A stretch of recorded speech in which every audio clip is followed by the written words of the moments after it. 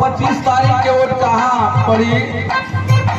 और हम लोग के बीच में बड़े भैया हरिचंद यादव जी जो पूर्व क्षेत्र पंचायत में खरझानी से बहुत बहुत स्वागत अभिनंदन बंदन है। लेकिन कहना है क्या, अरे दापा दापा बचनिया, अरे दापा दापा बचनिया, दापा हो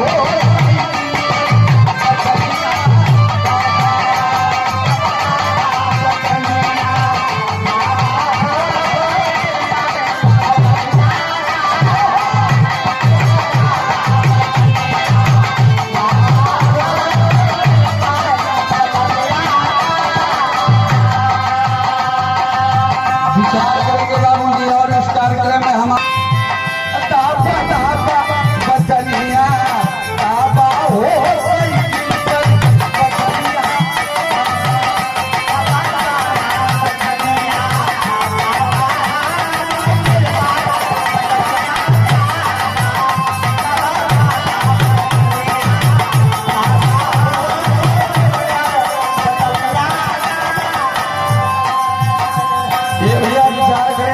धर्मेंद्र यादव जी कैसा नेता बाटे हैं।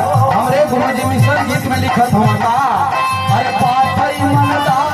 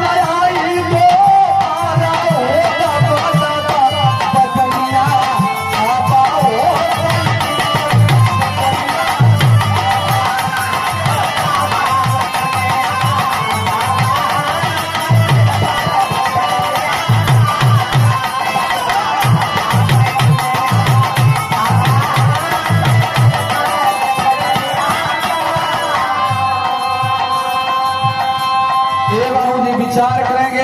आजमगढ़ के लोगों को समाजवादी पार्टी ने क्या नहीं दिया। हमारी मातृ शक्ति बैठी हुई है, यही बगल में पीजीआई बनाने का काम कौन किया? अखिलेश यादव जी ने किया, नेताजी ने किया। और जो कि 1 रुपया पर्ची पर फ्री में दवाई मिलती है, ये कौन दिया? ये समाजवादी पार्टी के लोगों ने दिया, अखिलेश यादव जी ने दिया, अखिलेश यादव जी ने दिया। कम्युनिस्ट कौन बनवाया? ये नेताजी ने बनवाया, मुलायम सिंह यादव जी ने।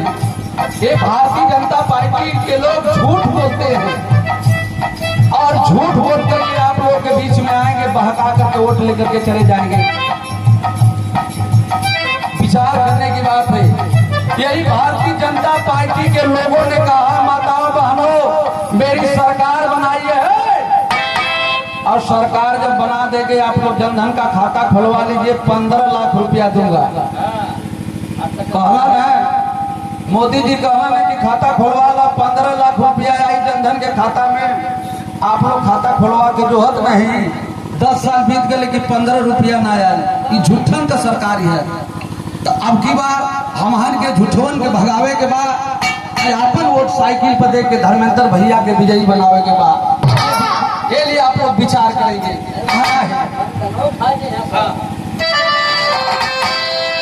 अरे धर्मेंद्र भैया वो जब जीती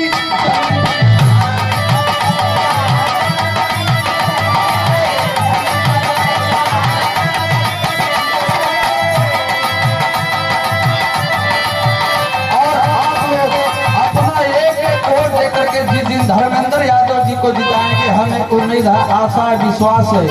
सरोज चौहान जी, हमें विश्वास है क्या? अरे धर्मेंद्र भैया वो जब जीती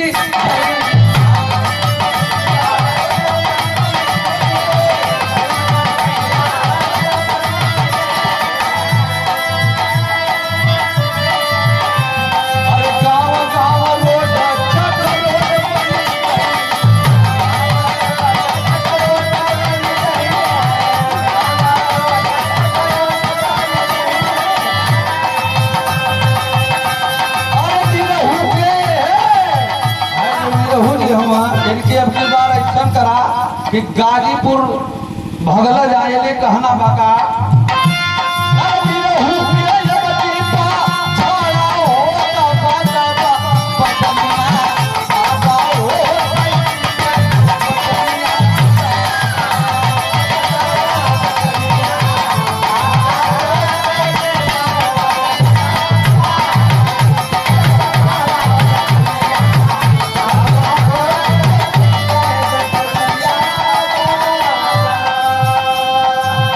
ये तनी बटन आप लोग आवे वाला 25 तारीख के ये तनी बटन दबा के भारतीय जनता पार्टी के लोग फिर दोबारा हिम्मत न जुटा पावा आजमगढ़ से चुनाव लड़ेगा। अब पूरे देश जिला और हम लोग के बीच में हम सबके गार्जियन और गरीबों के मसीहा और विधान परिषद के सदस्य माननीय श्री लाल बिहारी यादव जी का आगमन हुआ है और एमएलसी साहब का एक बार आप लोग जोरदार तालियों से स्वागत करें। जोरदार तालियों से एमएलसी साहब का। ये हम लोग के गार्जियन हैं और एमएलसी साहब का हम बहुत तहे दिल से पूरी पार्टी से आपको बहुत बहुत प्रणाम करते हैं। जय हिंद, जय समाजवाद करते हैं।